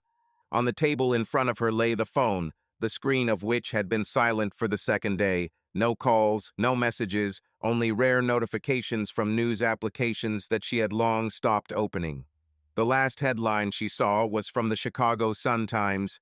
"Emily Wilson quit Heart of Chicago amid accusations." "Leaves." The word sounded like a mockery. She was kicked out, pushed out, like a dog that had chewed its leash. It all started right after the Tribune article. The day after news of the dubious transfers spread around town, she received a call from Margaret Klein, chairwoman of the foundation's board. Margaret was a woman of about 60, with gray hair always styled in a severe bun and a voice that could cut glass. Emily knew her as strict but fair. Together, they organized dozens of events and raised millions for children. But that day, Margaret's voice was icy, devoid of even a hint of warmth. "Emily, we've called an emergency council meeting," she said without preamble. "In light of these accusations, we cannot risk the reputation of the foundation. You must leave. Today." Emily tried to argue, her voice shaking as she babbled about the mistake, the setup, the fact that she never took a penny. "Margaret, you know me. I wouldn't. It's someone else. I'll prove it." But Margaret cut her off. "Prove it in court, if it comes to it. In the meantime, we are forced to distance ourselves. The decision is final." The line went silent, and Emily was left standing in the middle of the living room, clutching the phone until it nearly cracked. She was thrown out. 3 years of work, Hundreds of hours, all those smiles and handshakes all erased overnight. She rushed to call a lawyer, an old acquaintance of James, Paul Richards, who once helped her with an agreement for the fund. Paul was a balding man with round glasses and a habit of speaking slowly, as if every word cost him effort. She dumped everything on him about the articles, about the advice, about the fact that she was framed. He listened, paused, and then said, "Emily, this is serious. They have extracts, signatures, and letters. Even if it's a fake, it will be difficult to prove. It's better to leave quietly before the investigation begins." She hung up the phone, feeling the floor disappear from under her feet. Even Paul, the man she trusted, looked at her as if she were guilty. Friends disappeared faster than work. Caitlin Brown, her friend from high school, the one who squealed with delight when Emily was chosen prom queen, stopped answering her calls after the party at Lakeview. Emily wrote to her the day after the article, begging her to meet. "Kate, this is not true. I need your support." The answer came a day later, short and dry. "Sorry, Em, now is not the best time. I have children, work, you understand." Emily reread the message 3 times, feeling tears sting her eyes. Caitlin, who had vowed to be with her until the end, dropped her like a hot potato. Melissa Taylor, her other best friend, the one who loved to gossip over a glass of wine, called herself, but only to confirm the rumors. Is this true? Did you really take the money?" "I'm just shocked." Her voice was full of feigned sympathy, but Emily heard hidden curiosity, almost gloating. "No, Mel, that's a lie," she shouted, but Melissa quickly ended the conversation. "Oh, okay, I believe you, but you know, now everyone is saying, 'I'll call you later.'" Later never came. Social media has become a minefield. Her Instagram page, which until recently featured photos from galas and smiling selfies with James, was now empty. She deleted everything after strangers filled the comments. "Thief, shame of Chicago, how do you sleep with that kind of money?" Even those whom she considered distant acquaintances unfollowed or simply became quiet. Her world, which she had been building for years from likes, smiles, statuses, collapsed, leaving only an echoing emptiness. Emily turned away from the window and walked to the sofa, where there was a stack of newspapers that she had not had time to throw away. The latest edition of the Tribune was on top, with her photo on the front page, a photo from a charity dinner where she was in a red dress, with a glass in her hand and that perfect smile of hers. The captain now read, "Emily Wilson, from philanthropist to suspect." She grabbed the newspaper, crumpled it, and threw it into the corner, but it didn't help. Her name was everywhere in the news, in conversations, in this damned silence at home. She poured herself some wine, the same Pinot Noir she drank the night before, and collapsed onto the sofa, pulling her knees to her chest. The glass shook in her hand as she took a sip, a second, a third. It seemed to her that she was drowning not in wine, but in this loneliness that crashed over her like a wave. She tried to remember the last time she spoke to someone other than James. Yesterday? Day before yesterday. Even he, her husband, was distant. He came home late, spoke little, looked at her with this strange mixture of fatigue and something that she could not decipher. But he believed her, and said he believed her. It was the only thing she still clung to. Emily put her glass on the table and picked up her phone, scrolling through her contacts. She settled on Linda's number, her mother. They didn't speak for a couple of months. Linda lived in Evanston, in the same house where Emily grew up, and was always grumbling that her daughter rarely called. Emily dialed the number, listening to the long beeps. Finally, the mother answered, her voice soft but wary. "Emily, is something wrong?" "Mom," she began, and her voice broke. "Have you seen the news? About me, about the foundation?" The silence on the other end of the line was long, too long. "I saw it," Linda said finally. "Your father, too. We didn't know what to think. This is true?" "No," Emily almost shouted, jumping up from the sofa. "It's a lie, Mom. I didn't steal anything. I was framed. I don't know who, but—" "Okay, honey, calm down," Linda interrupted, but there was no previous warmth in her tone. "My father and I are just worried. Do you understand what this looks like? People call and ask. We're ashamed, Emily. Ashamed. She froze, feeling tears burning her eyes. You don't believe me. We want to believe, Linda answered quietly, but you have to figure it out yourself. Call me when everything calms down, and hung up. Emily threw the phone on the sofa, choking on tears. Even her mother, even her own family, turned away. She was left alone without work, without friends, without this crown that she had worn all her life. The high school queen, the party queen, the foundation queen all gone, leaving only a woman in a wrinkled t-shirt, an empty glass, and smeared mascara. She fell to her knees, buried her face in her hands, and began to cry loudly, hysterically, like a child abandoned in the dark. James Wilson walked down a rain-soaked street on Chicago's North Side, clutching a paper cup of coffee he'd just bought at a corner diner. The air smelled of dampness and exhaust, and the wind blew scraps of newspaper and plastic bags along the sidewalk. He hadn't planned to end up here. He was just driving from the office when the car died 2 blocks away, and while the mechanic was digging under the hood, James decided to stretch his legs. His boots clattered on the asphalt, leaving dark footprints, and his head was filled with thoughts about the last step of his plan. Emily was already drowning in the scandal with the foundation, and he was waiting for her to finally collapse. But something was aching in him, some old splinter that he could not pull out. He turned the corner and noticed a sign for the Blues Cafe, a small establishment with peeling paint on the frames and dim light pouring from the windows. James pushed the door open, deciding to wait out the rain with a cup of something hot. It was warm inside and smelled of frying bacon and old wood. Several tables were empty, with only a couple of old men drinking coffee in the corner and the bartender wiping down the counter behind the counter. James was about to sit by the window when his gaze fell on the woman at the table in the far corner.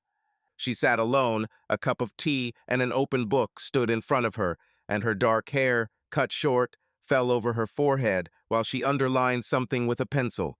Sarah Johnson, Michael's secretary, his involuntary trump card. James froze, feeling the coffee in his hand begin to burn his fingers. He hadn't seen her since the Lakeview party where she ran into Emily, and Tom hadn't mentioned her in his reports since. But something about her, the way she sat, slightly hunched over, the way she held the pencil struck him like an old memory. He stepped closer, not knowing why, and coughed to get her attention. Sarah looked up, her gray eyes narrowing as she recognized him. "Mr. Wilson," she said, putting down her pencil. The voice was low, with a slight hoarseness, as if she had recently cried or smoked. "What are you doing here?" "I'm drinking coffee," he answered, raising his glass. "And you? I didn't think I'd see you in such a hole." She grinned, but not amusedly, and nodded to the chair opposite. "Sit down if you want. I don't bite. Bye." James sat down, putting his coffee on the table. He looked at her, trying to understand what she was doing here alone with this book, The Grapes of Wrath, a tattered volume that he himself read at school.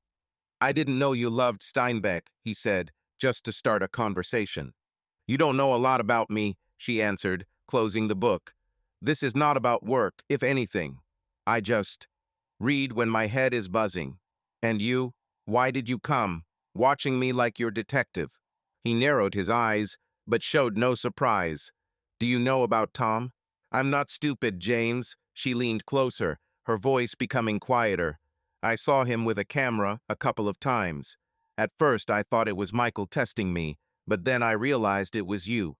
Why do you need me? I've already left this game." James took a sip of coffee, buying time. "You were with Michael. It makes you useful, but I didn't know that you—" He hesitated, looking at her face. These eyes, this look, he had seen them before, not in the office, but somewhere deeper in the past. "What?" Sarah frowned, leaning back. "Negotiate." "You look like someone," he said slowly. "To my sister, Sarah Wilson. She left home at 16. For a long time." She froze, her fingers clenching the cup until her knuckles turned white. The silence hung between them, heavy as a wet raincoat. Finally, she exhaled, almost laughing. "Are you serious? James Wilson from Clarion. Damn, I thought you forgot about me a long time ago." He stared at her, feeling the ground disappear from under his feet. "Sarah, Is it you? Who else? She brushed her hair back from her face, and now he saw the same cheekbones, the same stubborn chin as the girl who ran away from their farmhouse 15 years ago. I changed my last name to Johnson when I left. I didn't want the old man to find me. But you are here, sitting in front of me like a ghost. Why didn't you tell me? His voice trembled, and he clenched his fists under the table. You worked at my company, slept with Michael, and I didn't even know it was you. What would you do? Hugged me and said, "Welcome home?" She shook her head. I escaped that life, James. From John, from Mary, from this farm. I came here, studied, and got a job in your office. I didn't know you were there until I saw you with Michael, and I decided to remain silent. You were a big shot, and I was just a secretary. James looked at her, trying to put the pieces together. You knew who I was and still went to bed with him? I didn't know about Emily, she snapped. Michael was. He was good to me. He said that I was special. And then this party, and I realized that he was lying. For both you and me. He betrayed us both, James said quietly, looking into her eyes. You saw what he did to Emily that evening. And now I do the same to her. Sarah narrowed her eyes. Are you talking about the fund? This is what you're doing, right? I heard her crying on the phone with someone. You're drowning her. She deserved it, he answered coldly. 2 years with Michael behind me. Do you think she's innocent? No, Sarah shook her head. But Michael is the main bastard here. He played with both of us. I want him to pay. And you, it seems, too. James nodded, feeling old wounds open, but with them came something new and ally. Are you proposing to unite? Why not? She leaned closer. Her voice became firmer. I know his weaknesses. He is talkative when he drinks, bragging about his bills and clients to me. I have notes, not everything, but enough. And you have the brains and money to finish it off. We can crush it together, and Emily too, if you want. Why do you need this? He asked, looking into her eyes. You could have just left. Because he ruined my life, she said, and her voice wavered. I loved him, James, and he called me a mistake in front of everyone. I want him to feel the same way, the emptiness, the shame. You understand? I understand, he replied, remembering that night with a bouquet of roses. Better than you think. Sarah nodded, finishing her tea. Then decide, I'm with you, brother. But it won't be family-friendly. It will be messy. James extended his hand across the table, and she shook it, firmly, as in childhood, when they swore to each other to escape from Clarion. Dirty suits me, he said. Welcome back, Sarah. Emily Wilson stood in front of the bathroom mirror, trying to get herself ready for the worst day of her life.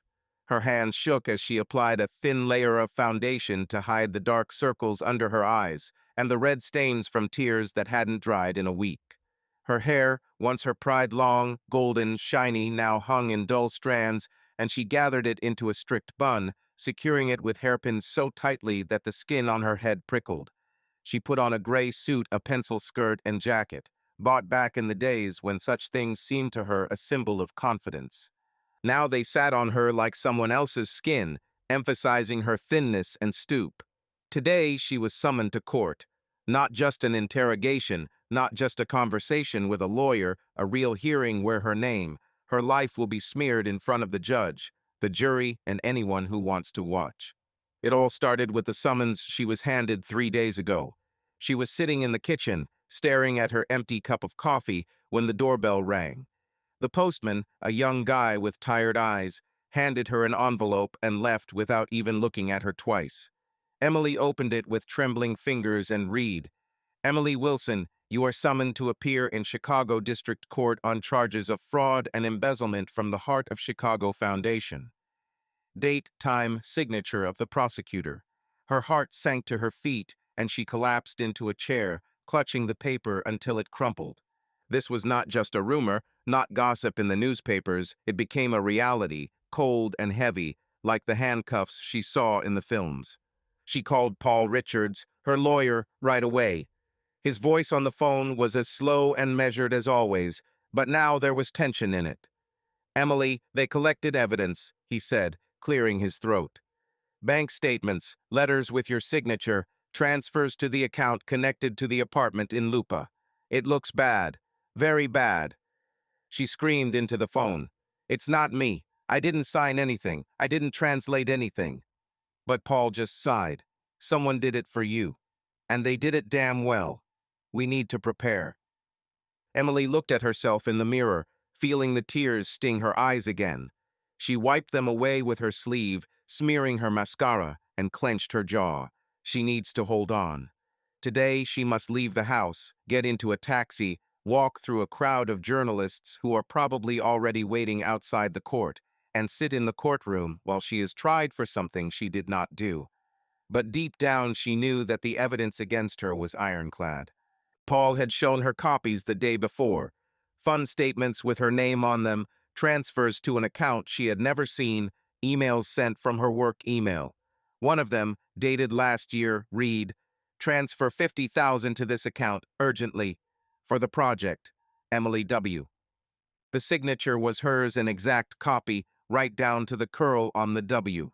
She looked at these papers until the letters began to blur before her eyes and whispered, "This is not me. This is not me." But who will believe her? The taxi arrived at the house at 8 in the morning. Emily walked out, clutching her purse until her nails dug into her palms. The street was empty, but she could feel the looks of her neighbors, who were probably watching from behind the curtains, discussing her fall over their morning coffee. The driver, an elderly man with a thick mustache, glanced at her briefly in the rearview mirror, but said nothing. She gave the address of the court, and the car drove off, taking her towards the nightmare. The Chicago County Courthouse loomed over the street like a stone monster gray, with columns and wide steps leading up to the entrance. Emily got out of the taxi and was immediately blinded by camera flashes. The journalists attacked like a pack of wolves, their cries mixed into a roar. "Mrs. Wilson, is this really about embezzlement? What do you say to the fund sponsors? Where is the money, Emily?" She raised her hand to cover her face and pushed through the crowd, feeling someone push her on the shoulder. The guard at the entrance silently opened the door to let her in, and she collapsed on a bench in the hall, gasping for breath. The courtroom was cold, with high ceilings and rows of wooden benches that creaked under the weight of people. Emily sat next to Paul, her fingers fiddling with the hem of her skirt, while the prosecutor, a tall man with a sharp chin and cold eyes, laid out papers on the table. The judge, an elderly woman with gray hair and a stern face, entered the courtroom and everyone stood up. Emily stood up on wobbly legs, feeling the judge's gaze sliding over her like a spotlight. Case number 25104, State of Illinois v. Emily Wilson, the secretary announced, and Emily flinched when she heard her name spoken as formally as a sentence. The prosecutor stood up, straightening his tie, and began to speak. "Your Honor, this is a case of gross fraud committed by the defendant, Emily Wilson, between January 2023 and September 2024.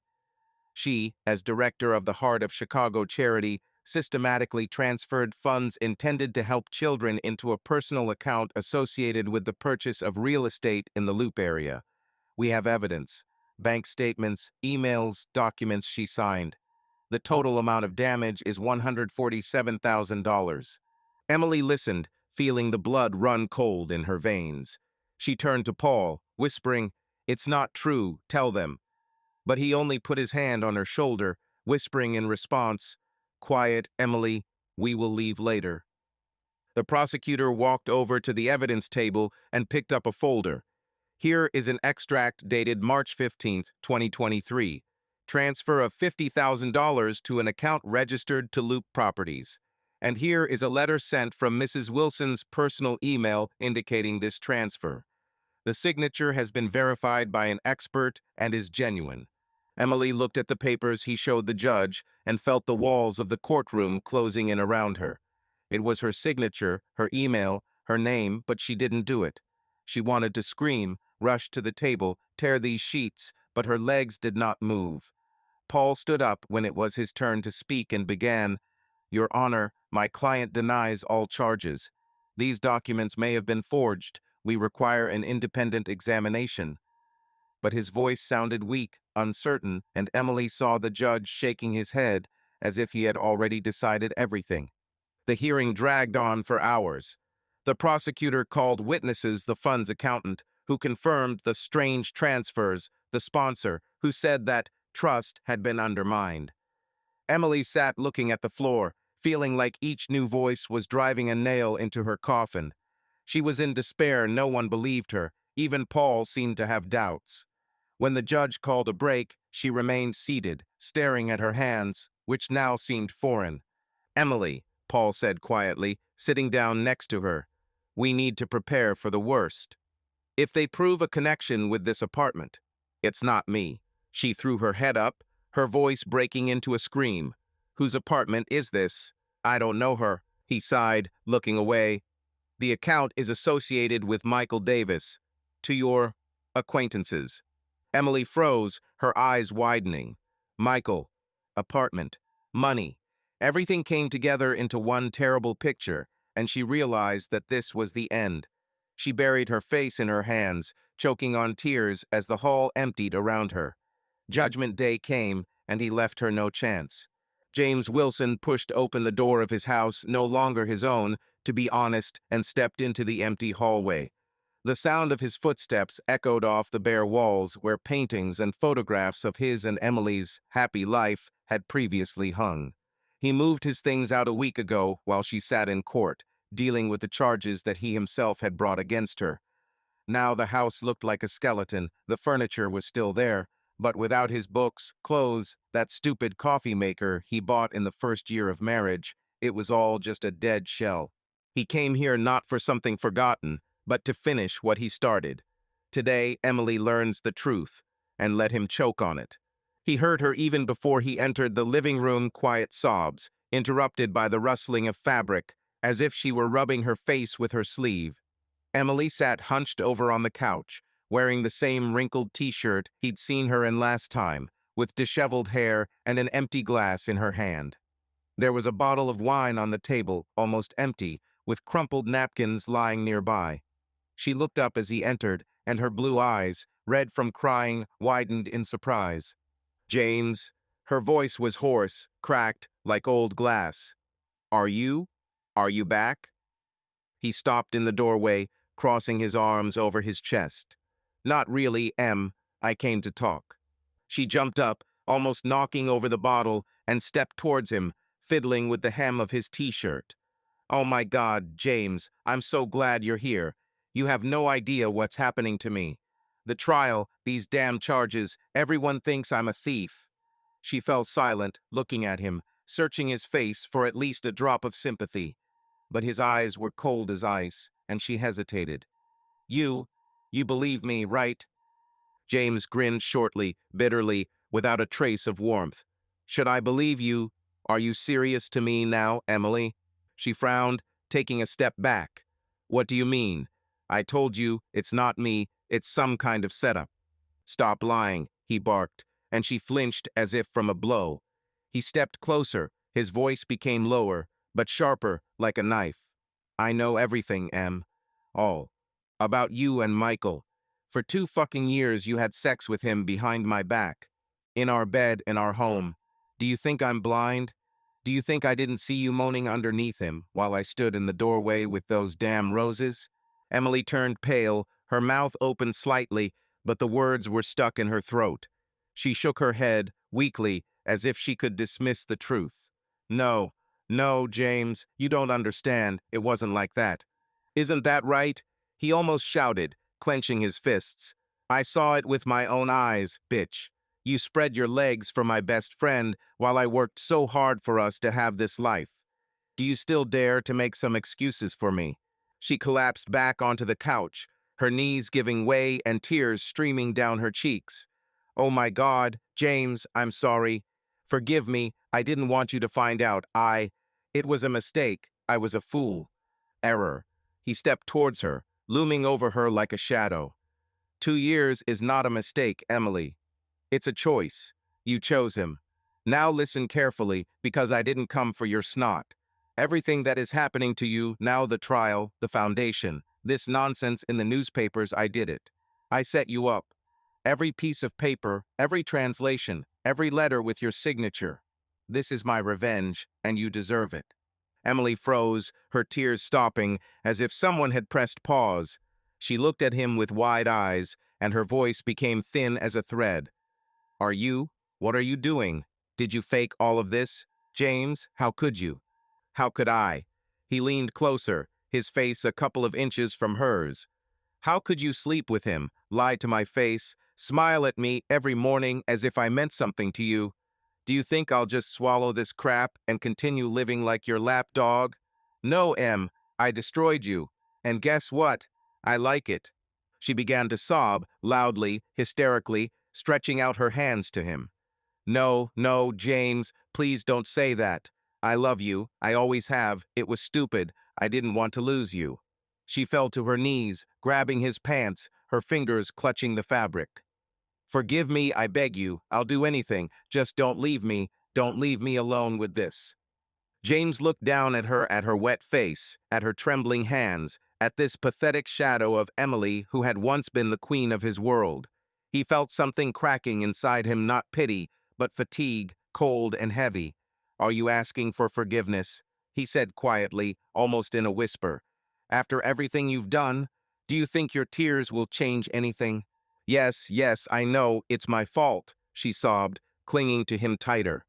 "I was selfish, I was trash, but I don't want to lose you, James. You are my husband, my home. I can't survive without you. Please give me a chance. I will improve, I swear." He grabbed her wrists and pushed her away, harshly but not roughly, causing her to fall back onto the couch. "Will you get better?" He spat out the word like poison. "You're not getting better, Emily. You break everything you touch. You broke our marriage, you broke my faith in you, and now you want me to pick up your pieces. To hell with this." "James, no," she screamed, her voice breaking into a screech. "Don't go, I beg you. I can't do it alone. I have nowhere to go. Everyone has turned their backs on me. You are the only one I have left. Forgive me, please. I will do whatever you say." He turned his back to her, walking towards the door, but her scream stopped him for a second. "You don't understand what you mean to me," she screamed, crawling along the floor after him.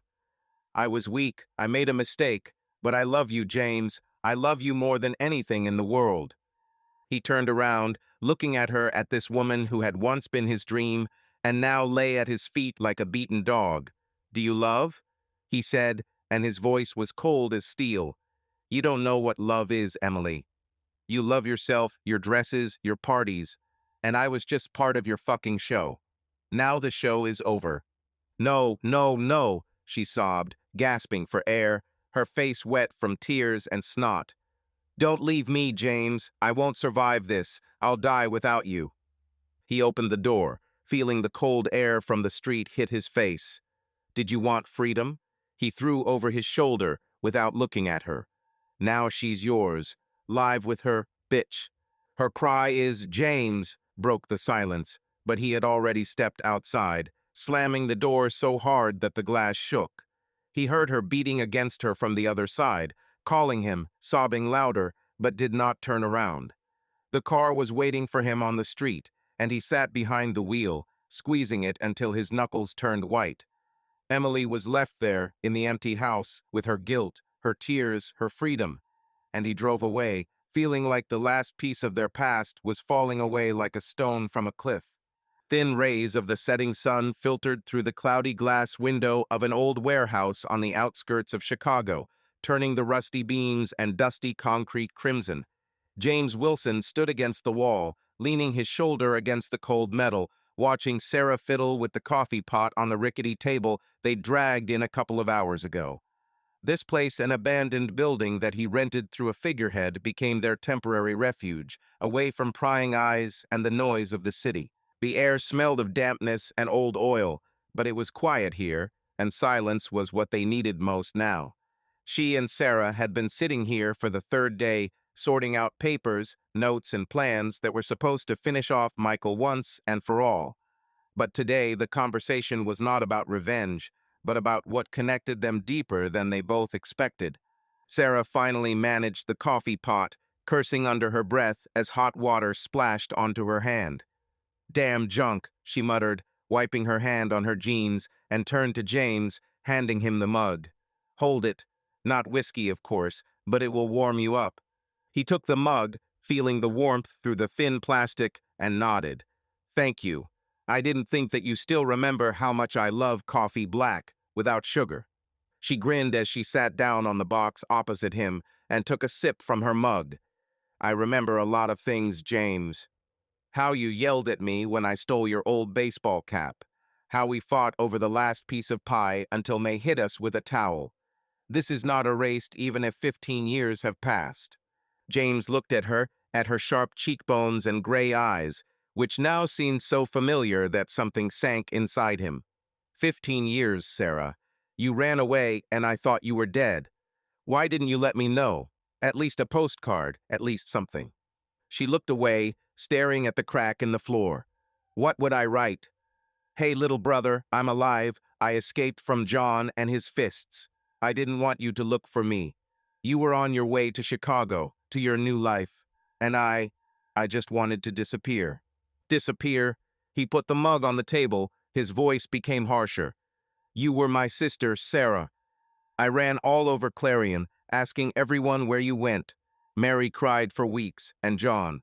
Well, he was himself. But I couldn't just forget you. Sarah raised her head, her eyes sparkling. Do you think it was easy for me?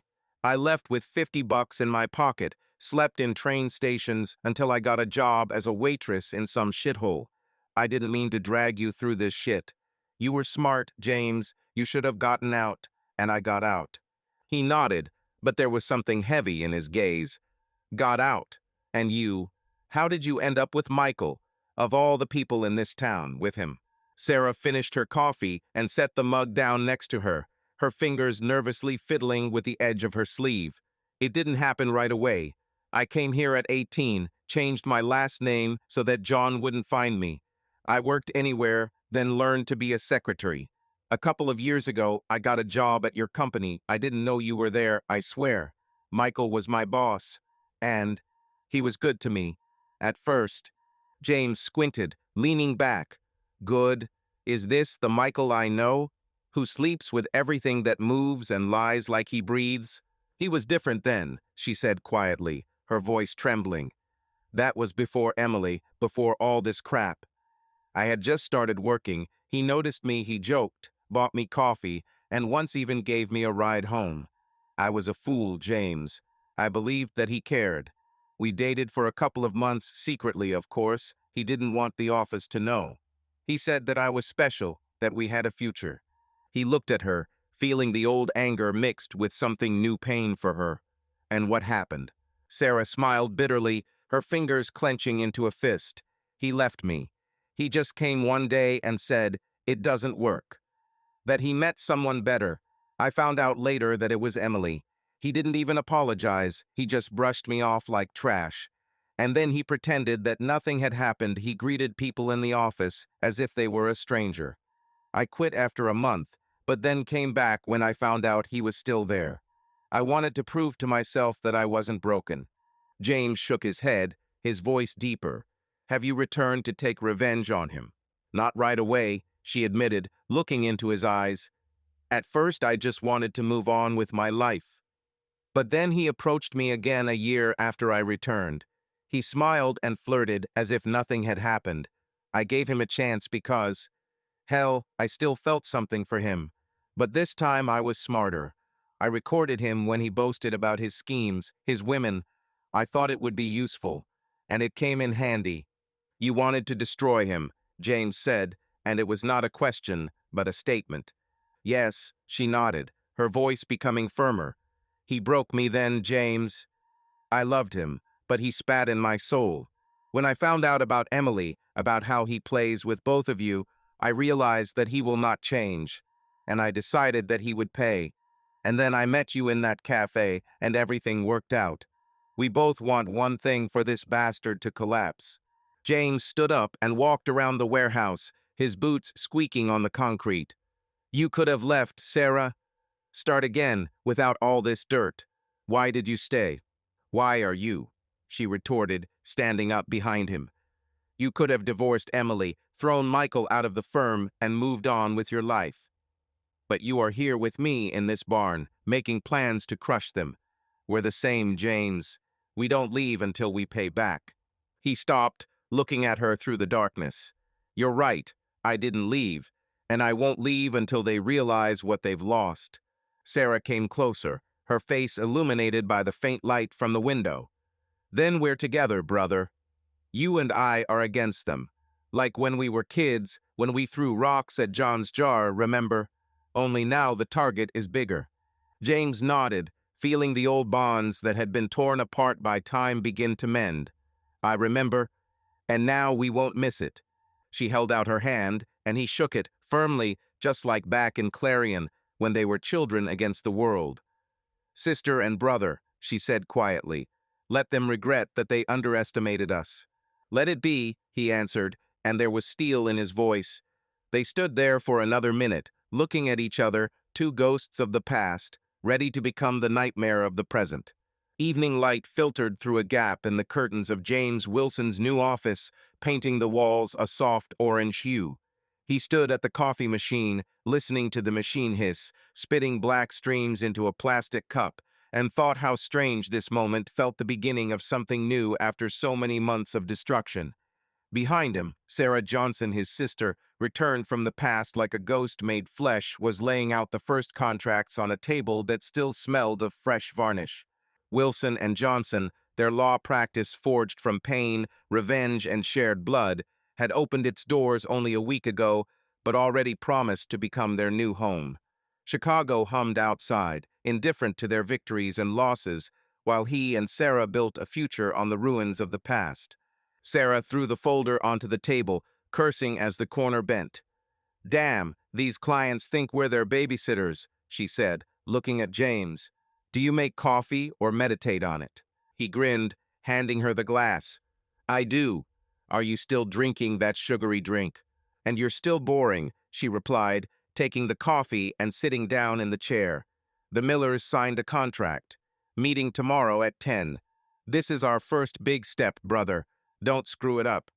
James sat down opposite him, sipping his black coffee without sugar. I won't screw it up.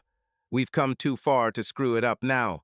She nodded, her gray eyes the same as his flashed in the semi-darkness. From Clarion to this office. Who would have thought that we would get out of that hole and open our own business? I thought, he said quietly, even when you ran away, I knew that we wouldn't rot there. Sarah smiled, but there was a shadow of old pain in her smile. You have always been stubborn, and I just wanted to breathe. Now let's breathe together. They fell silent, listening to the hum of cars outside the window.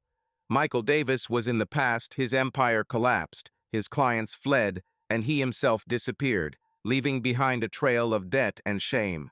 Emily was left somewhere out there alone, which she herself had chosen when she betrayed him. James hadn't seen her since the night he'd confronted her with the truth, but he felt like she was still clinging to the pieces of their lives like a lifeline. The next day he arrived at the office before Sarah, carrying a box of papers from the Millers. On the table in the reception area lay an envelope, white, simple, with his name written in shaky handwriting. Emily. He froze, feeling his fingers tighten around the box.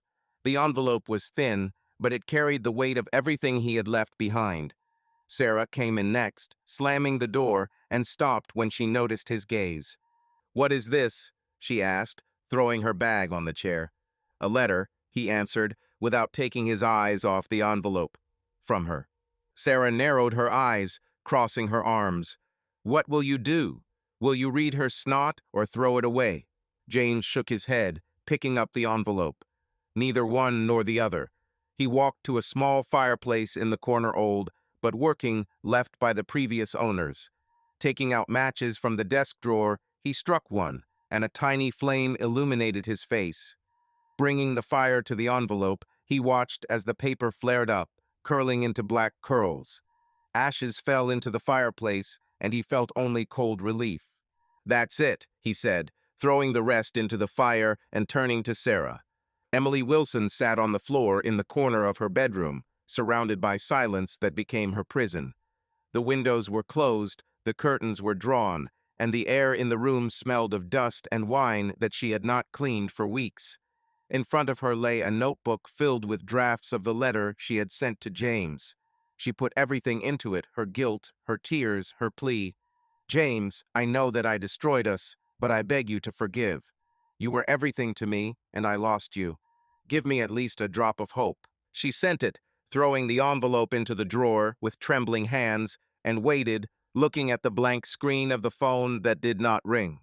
But there was no answer. No sound, no sign. She knew he had received the letter, the post office confirmed it, but the silence screamed louder than any words. Emily stood up, leaning against the wall, and walked over to the chest of drawers, where there was a stack of old photographs of her and James, happy, laughing. Her fingers trembled as she took one from their wedding and ran it across his face. She remembered his voice, his warmth, his gaze, which had once been her home, and now he was gone, leaving her with this freedom that she hated. The house was empty, the Mercedes had been taken, the furniture was put up for sale along with the building itself, and the friends she considered family had long forgotten her name.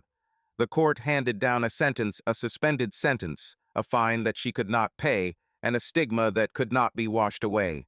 Even Linda, her mother, turned away, muttering something about her way when Emily asked for help. She collapsed on the bed, looking up at the ceiling where the shadows of the street lamps made patterns. Her world, her throne, her crown, her life burned down, and she was left alone in this room with this silence. Tears flowed down her cheeks, but she did not wipe them away. James hadn't forgiven, wouldn't come back, and she knew it. She lost everything, not only him, but herself. And at that moment, looking into emptiness, she realized this was her end. The lonely queen, forgotten by everyone, was left with the ghosts of the past that she herself created. James and Sarah sat in their office, discussing a new contract. Outside the window, Chicago was turning on the lights, and the city lived its own life, not knowing their path. They built the future one thing at a time, one step at a time, leaving Emily in her solitude, in her ashes. The last piece of their old life burned in the fireplace, and now they looked only forward, together, like sister and brother, standing against everything.